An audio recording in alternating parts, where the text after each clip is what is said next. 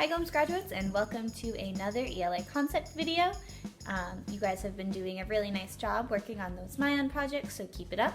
Today we're going to work on the second half of our figurative language portion. So we are going to be talking about hyperbole, personification, and idioms.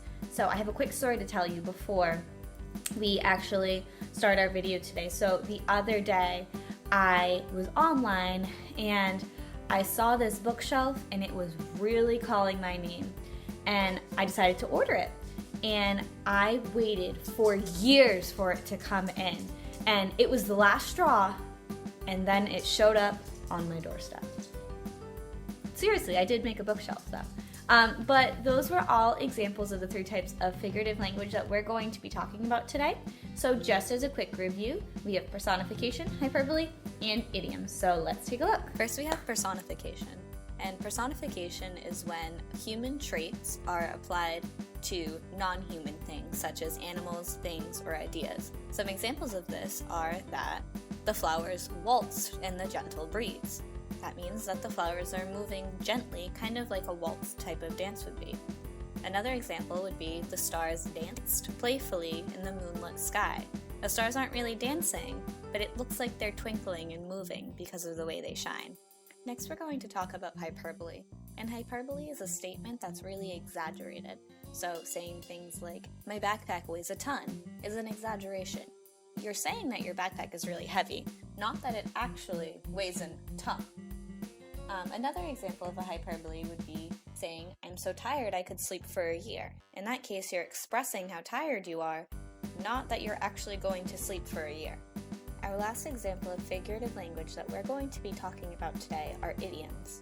An idiom is an expression that doesn't exactly mean what the words say.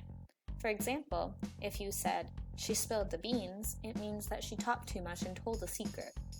You could also say, it's raining cats and dogs outside. That wouldn't mean that cats and dogs are falling from the sky. Instead, it means that it's raining a lot. You could also say, I can't wrap my head around that, meaning that you don't understand what you're reading or what you're supposed to be doing. Now that we've reviewed what personification, hyperbole, and idioms are, let's take a look at the paragraph. So it's going to be the same paragraph from Monday, but keep in mind I want you to be looking out for these three types of figurative language. Tonight was the night she had been waiting for. Princess Penelope was head over heels for Prince Patrick, and she had finally persuaded her father to allow her to attend the annual royal ball. She could hardly wait. Upon hearing the news, Penelope had sprinted like a cheetah all the way down to the royal dress shop to pick out the perfect dress. As she searched through the racks, each dress seemed to shudder with excitement, waiting to be chosen. Glancing around, Penelope's eyes landed on the most beautiful dress ever made. The dress was a sparkling ruby, as it reflected light from every angle. Penelope thought the dress must be the color of Dorothy's slippers. Trying on the dress, Penelope knew it was meant to be worn by her.